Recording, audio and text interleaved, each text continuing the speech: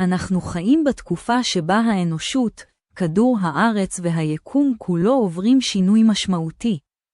כל מה שמתרחש סביבנו משפיע על הכל, על האדם, על בעלי החיים, על האדמה, על הצמחים. העולם נמצא בתסבוכת, מדינות מסוכסכות בינן לבין עצמן, תופעות טבע קיצוניות מתגברות, רוחות חזקות, שיטפונות, רעידות אדמה, שריפות, ימים חמים פתאום וקרים פתאום. התחושה היא שהעולם משתגע.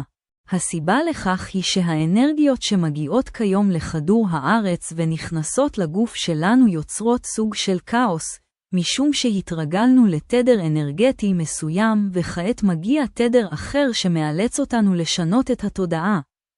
כמו שיש חוקי פיזיקה, כך קיימים גם חוקים רוחניים שפועלים עלינו בין אם אנחנו מודעים להם ובין אם לא. אחד מהם הוא חוק האחדות, הקובע שהכל ביקום הוא אנרגיה אחת, אנחנו, החיות, הצמחים, הירח, הכוכבים.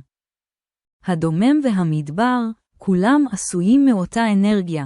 מה שאנחנו מרגישים בפנים משתקף בחוץ, ואין באמת הפרדה בין הדברים. חוק נוסף הוא חוק הרטט, שלפיו הכל נמצא בתנועה מתמדת ואין שני דברים ביקום שהם זהים לחלוטין. לכל דבר יש רטט ייחודי, חיובי או שלילי, והוא משפיע על אחרים ויוצר תוצאות בהתאם. לכן כשאנחנו מרגישים לא טוב, כדאי לבדוק על מה אנחנו חושבים, כי לעתים אנחנו עצמנו הגורם לנסיבות חיינו. המחשבה היא סוג של אנרגיה, ולאנרגיה יש יכולת למשוך אנרגיה דומה. מכאן מגיע חוק המשיכה, מה שאנחנו משדרים ליקום חוזר אלינו. דומה מושך דומה.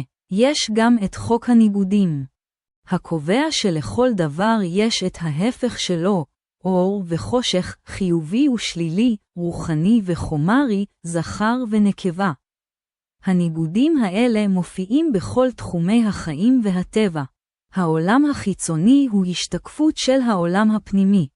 ומה שאנחנו משדרים הוא מה שאנחנו מקבלים. לפי חוק הבריאה, כדי לברוא משהו חייבים לאחד שתי אנרגיות מנוגדות ורק אחר כך לתת לזמן להבשיל. אנשים רבים רוצים הכל בבת אחת, אבל בעולם אין מצב כזה. מה שאתה רוצה, צריך גם לפגוש אותך. החוקים האלה נצחיים ופועלים תמיד, בין אם אתה מודע להם ובין אם לא. אפשר לפעול איתם או להתעלם מהם, אבל אי אפשר לשנות אותם. בסופו של דבר, כל אדם מתמודד עם התוצאות של ההתאמה או אי ההתאמה לחוקים הללו.